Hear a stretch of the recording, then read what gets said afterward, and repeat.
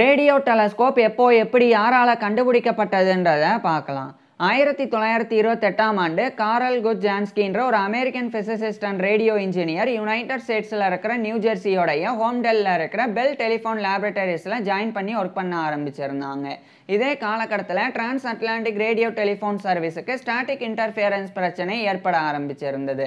அதாவது அந்த காலகட்டத்திலெல்லாம் கம்யூனிகேஷன்ஸ் ஆனது ரேடியோ டெலிஃபோன் மூலமாக தான் நடத்தப்பட்டு வந்தது. இதனால் ரேடியோ கம்யூனிகேஷன்ஸின் போது சிக்னல்ஸில் குறுக்கீடுகள் ஏற்பட ஆரம்பிச்சிருந்தது. அதாவது பேசிட்டு இருக்கும் போதே எக்ஸ்ட்ராவாக சவுண்டு கேட்கறது அல்லது சிக்னல்ஸ் அப்படியே கட் ஆகுறது, இது மாதிரியான இன்டர்ஃபியரன்ஸ் ஏற்பட ஆரம்பிச்சிருந்தது.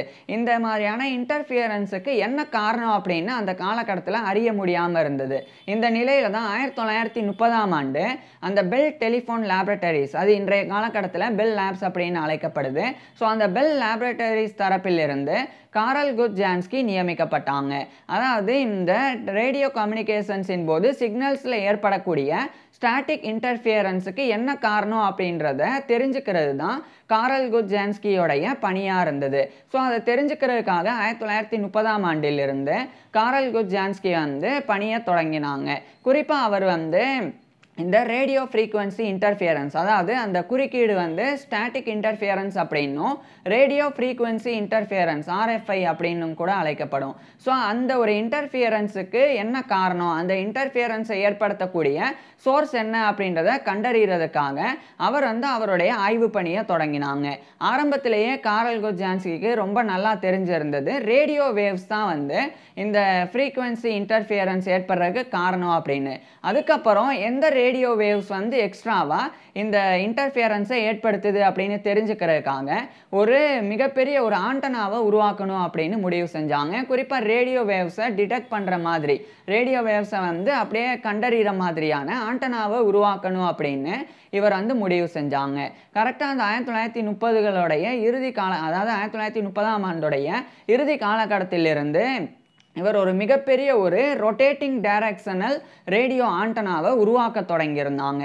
அது கிட்டத்தட்ட 100 அடி டயாமீட்டர், விட்டம் கிட்டத்தட்ட 30 மீட்டர் இருந்தது. அதனுடைய ஹைட்டு டால் 6 மீட்டர் இருந்தது, 20 அடி இருந்தது. அது மாதிரி ஒரு ரொட்டேட்டிங் டைரக்ஷனல் ரேடியோ ஆண்டனாவை அவர் 1931ஆம் ஆண்டு உருவாக்கி முடித்தாங்க. அதை உருவாக்குனதுக்கு அப்புறமா அதை 4 வீல்ஸ் இருக்கிற மாதிரி ஒரு டேபிள் மேலே வச்சுட்டாங்க. இப்போ அதை சர்க்கிளாக சுத்த முடியும். அப்படியே 360 டிகிரிக்கு அந்த ஆண்டனாவை திருப்பி பார்க்கலாம். ஸோ அந்த மாதிரி காரல் குட்ஜான்ஸ்கி அந்த ஒரு ஆண்டனாவை உருவாக்கினாங்க. ஸோ அது 360 டிகிரியில் பார்க்க முடியும் அப்படின்றனாலேயே அதற்கு ஜான்ஸ்கிஸ் மேரி கோ ரவுண்ட் அப்படின்னு பேர் சூட்டப்பட்டது. ஸோ அதை 1931ஆம் ஆண்டு உருவாக்கினாங்க. இதுதான் இன்ஃபேக்ட் சொல்ல போனால் ஃபஸ்ட்டு ரேடியோ டெலஸ்கோப். ஸோ இதை இவர் உருவாக்குனதுக்கு அப்புறமா எல்லா ரேடியோ வேவ்ஸையுமே இவர் 360 டிகிரியில் அந்த ஆண்டனாவை சுற்றி அப்படியே டிடெக்ட் பண்ண ஆரம்பிச்சிருந்தாங்க. அப்படியே பல மாதங்கள் எல்லா ரேடியோ வேவ்ஸையுமே காரல் குட்ஜான்ஸ்கி டிடெக்ட் பண்ணாங்க.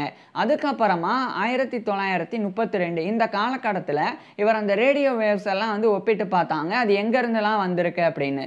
அப்போ அவர் ஒரு radio wave near Thunder storms மூலமாக, தண்டர் ஸ்டோம்ஸ் அப்படின்றது தெரியும், இடிமின்னல். ஸோ பக்கத்தில் நடந்த ஏதோ ஒரு இடிமின்னல்கள் மூலமாக இந்த ஒரு ரேடியோ வேவ்ஸ் வந்திருக்கு அப்படின்றத இவர் கண்டறிஞ்சாங்க. அதுக்கப்புறமா இன்னொன்று டிஸ்டன்ஸ் தண்டர் ஸ்டோம்ஸில் இன்னொரு ஒரு ரேடியோ வேவ்ஸ் வந்திருக்கு அப்படின்றதையும் காரல் குட்ஜான்ஸ்கி கண்டறிஞ்சாங்க. அதுக்கப்புறமா மூணாவதாக வேறு ஏதோ ஒரு ஃபெயின் ஸ்டாட்டிக் வந்திருக்கு, அந்த ரேடியோ வேவ் எதுலேருந்து வந்திருக்கு அப்படின்றது காரல் குட்ஜான்ஸ்கிக்கு தெரியல. ஆனால் அந்த ரேடியோ வேவானது கரெக்டாக ஒவ்வொரு நாளும் 23 மணி நேரம் 56 நிமிடம், கரெக்டாக 23 மணி நேரம் 56 நிமிஷம் ஆயிடுச்சுன்னா அந்த ஒரு ரேடியோ வேவ் இந்த ஆண்டனாவில் டிடெக்ட் ஆகுது. அதுக்கப்புறம் மறுபடியும் 23 மணி நேரம் 56 நிமிடத்துக்கு பிறகு மறுபடியும் அதே ரேடியோ வேவ் அந்த ஆண்டனாவில் டிடெக்ட் ஆனது. ஸோ இப்படியே அடுத்தடுத்து 23 மணி நேரம் 56 நிமிடத்துக்கு ஒரு முறை அந்த ஒரு ரேடியோ வேவ் ஆனது தொடர்ச்சியாக வந்து அந்த ஆண்டனா மூலமாக டிடெக்ட் பண்ணப்பட்டுக்கிட்டே இருந்தது. ஆனால் அந்த ரேடியோ வேவ் எங்கேருந்து வருது, அது எதுவுமே வந்து காரல் குட்ஜான்ஸ்கிக்கு வந்து தெரியல. ஆனால் அவர்னால உருவாக்கப்பட்டிருந்த அந்த ரொட்டேட்டிங் டைரக்ஷனல் ரேடியோ ஆண்டனாவானது நான் சொன்ன மாதிரி மிகப்பெரிய அளவில் இருந்தது. அது வந்து 20.5 ஃப்ரீக்வன்சியை வந்து அப்படியே வந்து அதை வந்து மெஷர் டிடெக்ட் பண்ணக்கூடிய அளவுக்கு அவர் வந்து உருவாக்கியிருந்தாங்க. அதே மாதிரி 14.6 மீட்டர் வேவ் லென்த்தை வந்து அதை வச்சு அந்த ஆண்டனாவை வச்சு டிடெக்ட் பண்ணலாம். அந்த மாதிரி அவர் வந்து அந்த ஒரு ரொட்டேட்டிங் டைரக்ஷனல் ரேடியோ ஆண்டனாவை உருவாக்கியிருந்தாங்க. ஸோ நான் ஏற்கனவே சொன்ன மாதிரி இதுதான் வந்து ஃபஸ்ட்டு ரேடியோ டெலஸ்கோப். இதுக்கப்புறம் காரல் குட்ஜான்ஸ்கி வந்து அந்த ரேடியோ வேவ்ஸ்லாம் எங்கேருந்து வருது அப்படின்னு தெரிஞ்சுக்க முடியாமல் இருந்தபோது அவருடைய நண்பர் ஒருத்தர் ஆஸ்ட்ரோஃபிசிசிஸ்ட், அதாவது வான் இயற்பியலாளர் ஒருத்தர் இருந்தாங்க, ஆல்பர்ட் மெல்வின் ஸ்கல்லட் அப்படின்னு. அந்த ஆல்பர்ட் மெல்வின் ஸ்கல்லட் அப்படின்ற ஆஸ்ட்ரோஃபிசிசிஸ்ட் கிட்ட காரல் குட்ஜான்ஸ்கி வந்து இந்த மாதிரி 23 மணி நேரம் 56 நிமிடத்துக்கு ஒரு முறை ஒரு குறிப்பிட்ட ரேடியோ வேவ் வந்து இந்த ஆண்டனாவில் அடிக்கடி டிடெக்ட் ஆகுது, ஆனால் அது என்ன ரேடியோ அப்படின்னு கண்டறிய முடியல அப்படின்னு அவர்கிட்ட வந்து சொன்னாங்க. அப்போ அவர் வந்து ஒரு ஐடியா கொடுத்தாங்க. இந்த 23 மணி நேரம் 56 நிமிடம் அப்படின்றது சைபீரியல் டே அப்படின்னு அழைக்கப்படும். அது வந்து ஒரு ஃபிக்ஸடு ஸ்டார் இருக்குன்னா அது வந்து ஒரு முறை பூமி வந்து சுற்றிட்டு மறுபடியும் அந்த ஃபிக்ஸடு ஸ்டாரோடைய அந்த ஒரு ரிட்டர்னிங் ஸ்பேஸுக்கு அந்த ஒரு இடத்துக்கே வந்து நம்மளுடைய பூமி வந்து அந்த பொசிஷனில் வந்து வந்துடும். ஸோ ஸ்டாரும் வந்து அந்த இடத்துல வந்து கரெக்டாக இருக்கும். ஸோ அதுதான் வந்து சைபீரியல் டே அப்படின்றது. அப்போ இது ஏதோ ஒரு நட்சத்திரத்திலிருந்து இந்த ரேடியோ வேவ் வர்றதுக்கு வாய்ப்பு இருக்குது அப்படின்னு சொல்லி காரல் குட்ஜான்ஸ்கி வந்து இது தெரிஞ்ச உடனே நினைக்க ஆரம்பிக்கிறாங்க. அதாவது ஆல்பர்ட் மெல்வின் ஸ்கல்லட் வந்து இந்த மாதிரி சைபீரியல் டே அப்படின்னு இருக்குது, அது 23 மணி நேரம் 56 நிமிடத்துக்கு ஒரு முறை தான் வந்து நடக்குது அப்படின்றத அவர் சொன்ன உடனே இவருக்கு ஒரு ஐடியா, அந்த மாதிரி ஸ்டார்ஸில் இருந்து இந்த மாதிரி ரேடியோ வேவ்ஸ் வந்திருக்கோம் அப்படின்னு சொல்லி. ஃபஸ்ட்டு இவர் என்ன நினச்சாங்கன்னா அது வந்து சன்னில் இருந்து இந்த ரேடியேஷன் வந்திருக்க வாய்ப்பு இருக்குது அப்படின்னு நினச்சாங்க. ஆனால் அதுக்கப்புறம் அது சன்னில் இருந்து வரல, அதை விட கொஞ்சம் தள்ளி போகுது, இன்னும் எங்கேயோ இருந்து அந்த ரேடியேஷன் வந்து வருது அந்த ரேடியோ வேவ் வந்து வருது அப்படின்றத காரல் குட்ஜான்ஸ்கி வந்து டிசைட் பண்ணாங்க, அதை கண்டறியவும் செஞ்சாங்க. அதுக்கப்புறமா 1932 செப்டம்பர் 16 அந்த நாளில் மறுபடியும் அந்த ரேடியோ வேவை அந்த 1932 செப்டம்பர் 16 இரவு 7:10 மணிக்கு அவர் வந்து பார்த்தாங்க. அதாவது 7 மணி 10 நிமிடம் அப்போ வந்து அவர் வந்து அதே ரேடியோவை வந்து கண்டறிஞ்சாங்க, டிடெக்ட் பண்ணாங்க. அப்போ தான் காரல் குட்ஜான்ஸ்கி வந்து அதை வந்து கண்டறிஞ்சாங்க. அது வந்து கான்ஸ்டலேஷன் சேஜிட்டேரியஸ் அப்படின்ற ஒரு நட்சத்திர குழு, ஒரு நட்சத்திர திரள்கள் அப்படின்னு சொல்லலாம். அது வந்து மில்கி வே கேலக்சியோடைய கிட்டத்தட்ட சென்டரில் இருக்குது அப்படின்னு அறியப்படுது. ஸோ அங்கேருந்து இந்த ரேடியோவே வந்து வந்திருக்கு அப்படின்றத காரல் குட்ஜான்ஸ்கி வந்து கண்டறிஞ்சாங்க. அதன் மூலமாக ஒரு மிகப்பெரிய ஒரு அச்சீவ்மெண்ட்டை பண்ணதாக காரல் குட்ஜான்ஸ்கி வந்து முடிவு செஞ்சாங்க. அதாவது இது நாள் வரைக்கும் அந்த 1932 வரைக்கும் ரேடியோ வேவ்ஸ் அப்படின்னாலே நம்மளால் வந்து பண்ணக்கூடியது அது பூமியில் மட்டும்தான் இருக்கும், அது மாதிரி கருதப்பட்டது. அதே மாதிரி சூரியன்லேருந்து ரேடியேஷன் வரும், அது வந்து ஓரளவுக்கு வந்து அறியப்பட்டிருந்தது. ஆனால் செலஸ்டியல் பாடிஸ்லேருந்து இது மாதிரி வானுடல்கள்லேருந்து எங்கெங்கேயோ இருந்தெல்லாம் ரேடியோ வேவ்ஸ் வரும் அப்படின்றதுலாம் தெரியாது. ஆனால் காரல் குட்ஜான்ஸ்கி தான் அதை வந்து கண்டறிஞ்சாங்க. கண்டறிஞ்சதுக்கப்புறமா இது வந்து ஒரு புதுசாக இருக்குது, ரேடியோ அஸ்ட்ரானமியினுடைய பிறப்பு இது தான், அதாவது வானொலி வானியலின் பிறப்பு இது தான். இந்த மாதிரி ரேடியோ வேவ்ஸ் வந்து செலஸ்டியல் பாடிஸ் வந்து எமிட் பண்ணுது. அப்படி நம்ம அந்த ரேடியோ வேவ்ஸ் வந்து டிடெக்ட் பண்ணுறதன் மூலமாக இந்த ரேடியோ வேவ்ஸ் எங்கிருந்து வந்திருக்கு அப்படின்னு நம்ம கண்டறிய முடியும். அதன் மூலமாக நம்மளால் சாதாரணமான ஆப்டிக்கல் டெலஸ்கோப் அப்படின்னா விசிபிளாக நம்மளை லைட்டு வந்து பார்க்க முடியும். ஸோ அது மாதிரி நம்மளால் என்ன பார்க்க முடியுதோ அதை வந்து டெலஸ்கோப் வச்சு பார்க்க முடியும். ஆனால் ரொம்ப தொலைவில் இருக்கக்கூடியதெல்லாம் தொலைநோக்கியை வச்சும் பார்க்க முடியாது. அப்படி இருக்கும்போது இந்த ஒரு ரேடியோ டெலஸ்கோப்பை வந்து மேம்படுத்தினா எங்கேயோ இருக்கக்கூடிய நம்மளால் கண்டறிய முடியாத இடத்தில் இருக்கக்கூடிய ஏதோ ஒரு செலஸ்டியல் பாடியிடம் இருந்து கூட இந்த ரேடியோ வேவ்ஸை வந்து நம்ம டிடெக்ட் பண்ணி அது எவ்வளோ தூரத்தில் இருக்குது, அது எப்படி இருக்கும் அப்படின்றத நம்ம உணரலாம் அப்படின்னு காரல் குட்ஜான்ஸ்கி வந்து அதை சொல்ல ஆரம்பிக்கிறாங்க. ஆனால் ஆரம்பத்தில் அந்த ரேடியோ அஸ்ட்ரானமி சம்மந்தப்பட்ட அந்த ரிசர்ச் பண்ணுறதுல அந்த அளவுக்கு வந்து யாருமே அப்போ முனைப்பு காட்டலை. ஏன்னா அந்த காலகட்டத்தில் தான் கிரேட் டிப்ரெஷன் அப்படின்னு யுனைடெட் ஸ்டேட்ஸில் ஏற்பட்டு மிகப்பெரிய அளவில் பொருளாதார ரீதியான பிரச்சனை ஏற்பட தொடங்கி இருந்தது. இந்த நிலையில் 1933 ஏப்ரலில் தான் காரல் குட்ஜான்ஸ்கி வந்து இதை தெரிவிச்சிருந்தாங்க. இந்த மாதிரி மில்கி வே கேலக்சியோடைய சென்டர்ல இருந்து ஒரு ரேடியோ வேவை கண்டறிஞ்சிருக்கேன் அப்படின்னு. அதுக்கப்புறம் 1933 மே 5 அன்னைக்கு நியூயார்க் டைம்ஸில் இவர் ஒரு ரிசர்ச் பேப்பராகவே எழுதி அதை வெளியிட்டாங்க. அப்பவும் அது கண்டுக்கப்படலை. அதுக்கப்புறம் 1933ஆம் ஆண்டு என்பிசியோடைய ஒரு ப்ரோக்ராமில் இவர் வந்து ஜாயின் பண்ணாங்க. அந்த ப்ரோக்ராமுடைய பேரே வந்து ரொம்ப இன்ட்ரெஸ்டிங்காக இருக்கும். அதாவது radio sound from among the stars அப்படின்னு ஒரு ப்ரோக்ராம். அதில் இவர் வந்து பேசி இந்த மாதிரி அந்த கான்ஸ்டலேஷன் சாஜிட்டேரியஸ் அப்படின்ற நட்சத்திர குழுவிடம் இருந்து ஒரு ரேடியோ வேவ்ஸை வந்து மில்கி வே கேலக்சியோடைய சென்டரில் இருந்து பெற்றிருக்கேன் அப்படின்றத இவர் வந்து சொன்னாங்க. ஆனால் அதுவும் வந்து அதுக்கப்புறம் வந்து பெருசாக பேசப்படலை. அதே 1933 அக்டோபர் மாதம் இவர் வந்து இன்ஸ்டிடியூட் ஆஃப் ரேடியோ இன்ஜினியர்ஸ் அப்படின்ற இன்ஸ்டிடியூட்டோடைய ப்ரொசீடிங்ஸ் அப்படின்ற ஜேர்னலில் இவர் ஒரு ஒர்க்கை எழுதி வெளியிட்டாங்க. அதை வந்து electrical disturbances apparently of extraterrestrial origin அப்படின்ற டைட்டிலில் வெளியிட்டாங்க. அதுக்கப்புறம் இது பற்றி சில பேருக்கு வந்து தெரிய ஆரம்பிச்சிருந்தது. குறிப்பாக அமெரிக்காவிலே இருந்த ரேடியோ இன்ஜினியரான மிக முக்கியமான ஒரு குரோட் ரீபர் அப்படின்ற ஒரு நபர், அவருக்கு இந்த விஷயம் வந்து தெரிய வந்தது.